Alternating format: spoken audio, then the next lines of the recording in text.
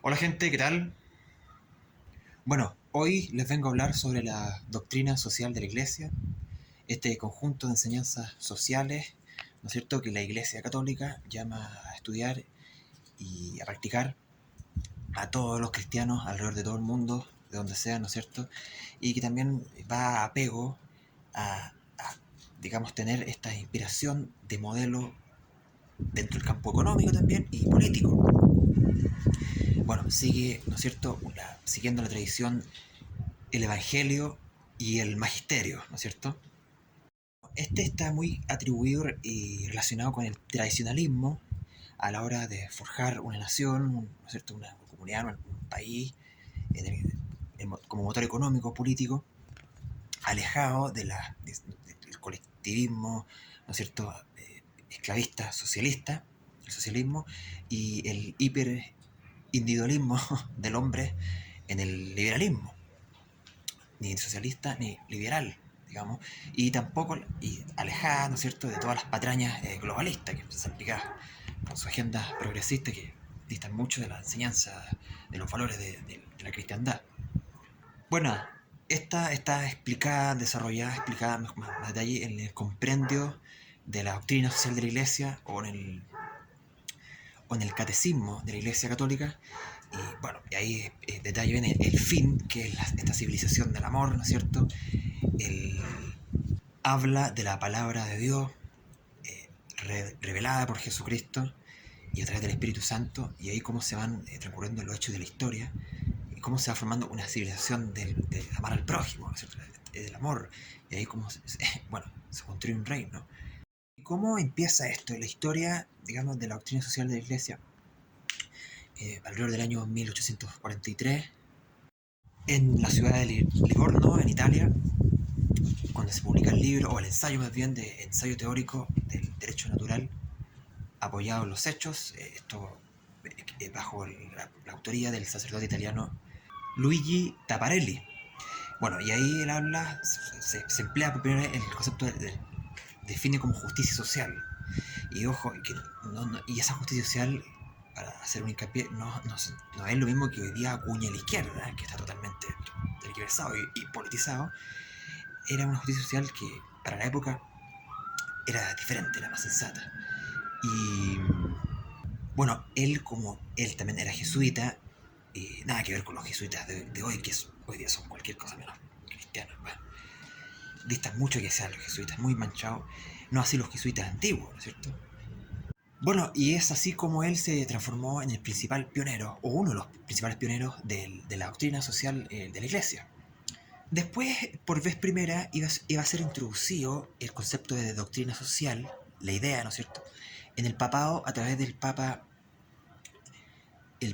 Pío XI, a través de su encíclica el Cuadragésimo Ano. Luego, en el año 1864, el Papa Pío IX iba, en su encíclica Quanta Cura, condenar tanto el socialismo como el liberalismo económico. ¿No es cierto? Como les mencionaba, estas dos grandes modelos que estaban en sus antípodas y que eran las predominantes de esa época. Uno, porque en el siglo XIX, ¿no es cierto? Uno, porque el socialismo eh,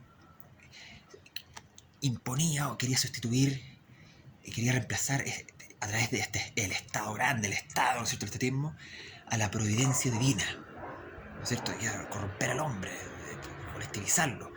Y a su vez, el liberalismo económico, o el capitalismo, como quieren llamarle, iba a romper los valores morales del hombre, el trabajo, este materialismo, ¿no es cierto? Después iba a seguir el trabajo el Papa León III en el año 1891 en la encíclica Renum Novarum, y ahí habla, bueno, él pretende, deja establecido la formación de sindicatos de los trabajadores, pero también defendiendo la propiedad privada. Entonces, tratando una conjugación de los dos modelos que estaban en la antípoda y hegemónico en ese momento, que estaban nacientes, que era bueno, el liberalismo o capitalismo, Adam Smith en el siglo XIX y bueno, el marxismo, socialismo con Karl Marx, ¿no es cierto? al fin y al cabo, lo que pretende es como una suerte de una agrupación socioeconómica, un modelo neocorporativista, algo por el estilo. Bueno, después a lo largo de los años, ya entrando el siglo XX, distintos papas venieron y iban a hacer más encíclicas, más, digamos, reformas. Pero me quiero saltar al muy importante, el gran Juan Pablo II, que fue, bueno, debido a su experiencia en Polonia, ¿no es cierto? Lo que, como buen polaco sabe, vivió todos los embates de todas las ideologías, ¿no es cierto?, colectivistas. Y Juan Pablo II eh, toma la doctrina social de la Iglesia y la intenta introducir en la teología, en el campo de la teología y la enseñanza. Y es cuando empieza, digamos, que se incluya en los seminarios o cualquier institución de índole, promoviéndola, por así decirlo, de índole cristiana, católica, colegios, universidades, eh, etcétera, a lo largo de todo el mundo, de todas las instituciones cristianas de todo el mundo, a todos los cristianos, la civilización cristiana. Y bueno, tomando como base el Rerum Novarum, que es la gran reforma que se hizo con el Papa que les mencioné, él también concentra la importancia del trabajo del hombre, fortalecer la moral, el espíritu, bueno, todos los valores que conlleva eso, y la espiritualidad, la moral. Esto en la encíclica Laborem Exercens que presentó el Papa Juan Pablo II. Después, en otra encíclica de él, la Solicitud Rei Socialis, habla del desarrollo personal, íntero de la persona, el progreso, la capacidad, ¿no es cierto?, como les decía, el trabajo, la moral. Y así es como, bueno, otro, hizo varias, digo, harto, habló harto sobre la acción social como base, el Rerum Novarum, y ahí hizo muchas encíclicas, Juan Pablo II, para construir con la doctrina social, su legado en ella.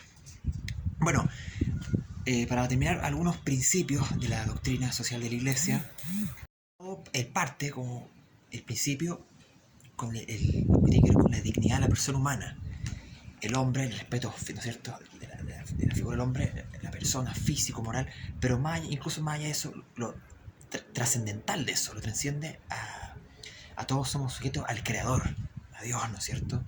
Y en eso Él nos defiende digamos, dignos como personas, hijos de Él, en la espiritualidad, en la moral. Después viene el principio, lo que viene siendo el principio de solidaridad, el valor universal básico de que la solidaridad, el ayudar al prójimo, ¿no es cierto? Como ser solidario. También está el principio de participación social, ¿no es cierto? También habla de la cultura de la vida y la cultura de la vida y la calidad de la vida, ¿no es cierto? Disfrutar la vida física, ¿no es cierto? Acá, e incluso más allá de la vida terrenal. Todo la riqueza, lo fantástico que es la vida, ¿no es cierto? Formar una familia, el trabajar y vivir de los frutos de tu esfuerzo, intercambiar el contacto social, etcétera. Como humanos que somos, seres humanos, seres sociales, es algo natural. También habla del principio, o mejor dicho, el principio de la existencia de la ley moral. Y esto es importante y destacable porque habla que si no hay una verdad oficial, única, universal, la que nos da Dios, ¿no es cierto?, la ley moral que rige todo, entonces se va a prestar para estas leyes truchas de turno con ambiciones de poderes del hombre. Y ahí vienen las tiranías, qué sé yo, estos que se hacen llamar de democracia, pero al fin y al cabo socavan otras cosas y se podría prestar para el infierno en la tierra, pretensiones de gobernantes que quieren hacer el infierno en la tierra. O sea, habla de la ley moral superior. Bueno, finalmente está para mí que el más importante y el más fundamental, que es el principio de subsidiariedad, ¿no es cierto? Que es, por ejemplo, aquí en nuestro país Chile, Chile funciona gracias, ¿no es cierto?, a un modelo de subsidiariedad que está basado en la doctrina social de la Iglesia. El gobierno militar de Augusto Pinochet se basó en esa enseñanza para, digamos, capitalizarlo el modelo país, bueno, la constitución de ese año, y que ha sido reformada, pero mantiene la base, pero ha sido reformada, no es la misma. Y eso ha sido un sano crecimiento en Chile, eh, en gran parte, en medida. Habla de el libre mercado, la idea del mercado, del libre comercio, ¿no es cierto? ¿No es cierto? Establecido, eh, digamos, la libertad de comercio, la baja de impuestos, el libre intercambio comercial, ¿no es cierto? Los bienes, los servicios, ya sea internamente con naciones extranjeras. Un intercambio justo comercial, libre competencia, y siempre con que esa contribución de libertad económica para que uno crezca, también subyugado digamos, con la aplicación de obtener recursos a través de ese comercio, con las contribuciones, ese servicio a las personas que más lo necesitan, las personas que más están en un momento con necesidad, y ahí aplica, bueno, digamos, esta pequeña asistencia al Estado, un Estado que es mínimo, chico y eficiente, que no es corrupto, y, y que van a ayudar a las personas como más necesitadas, más pobres, sin caer en el universalismo, digamos, quitar, despojar de las personas el valor del trabajo y que entren en un cuadro de, digamos, de un asistencialismo, de un colectivismo acostumbrado, que prácticamente se regala todo. Entonces,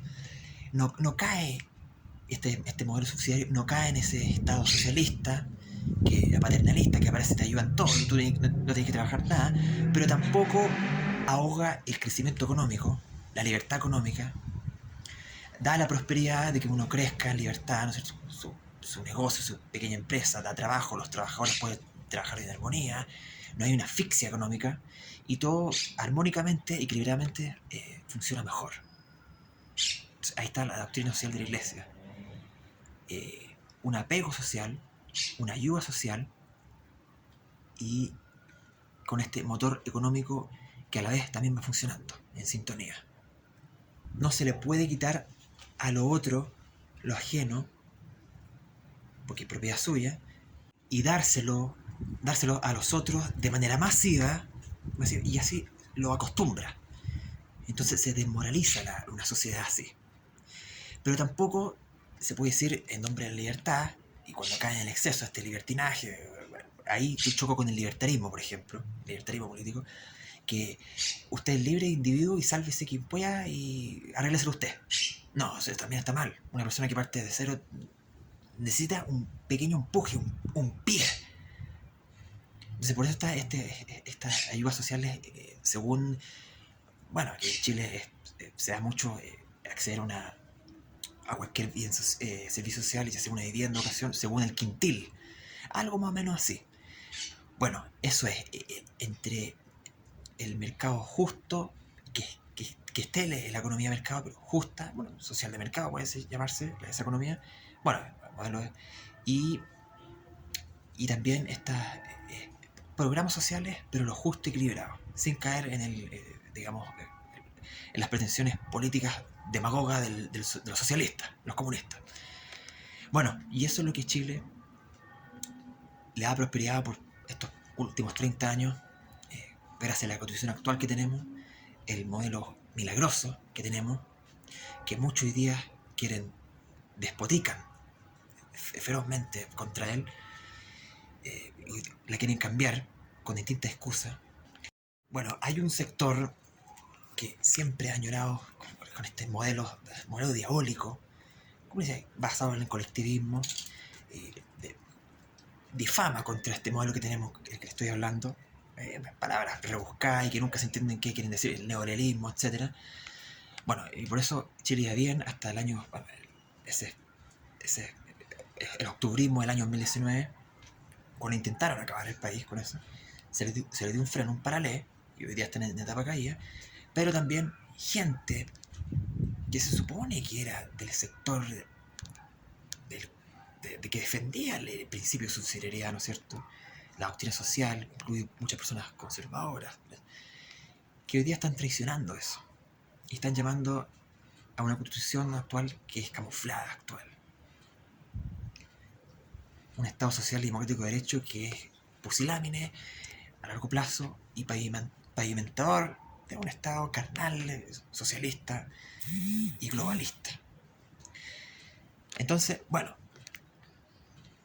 esta doctrina de fe, la social de la iglesia, bueno, para mí, yo la veo, pensando bien, mis pensamientos, mis principios ideales, ya puliéndolos con el tiempo, analizando, madurando, cachando, viendo todas las visiones, cambiando un poco, pero bueno, entre el desarrollo, la maduración de uno, es como lo más cercano puede ser, con toda esta idea que he descubierto, que es el tradicionalismo, muchas cosas que en la historia establecida nunca se contó, de la formación de nuestros países, pero la identidad de nuestros países, del mundo hispano, americano, iberoamericano.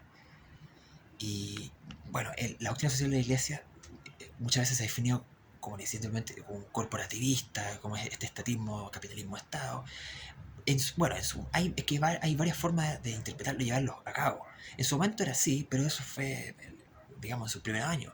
Hoy día el Estado social de la economía social de mercado, el Estado social se entiende por otra cosa, por lo que le explicaba anteriormente, por lo que es Chile, no necesariamente un, este monopolio, este corporatismo que muchas veces un Estado, que también es un Estado fracasado, no ha funcionado. Es otra la parada.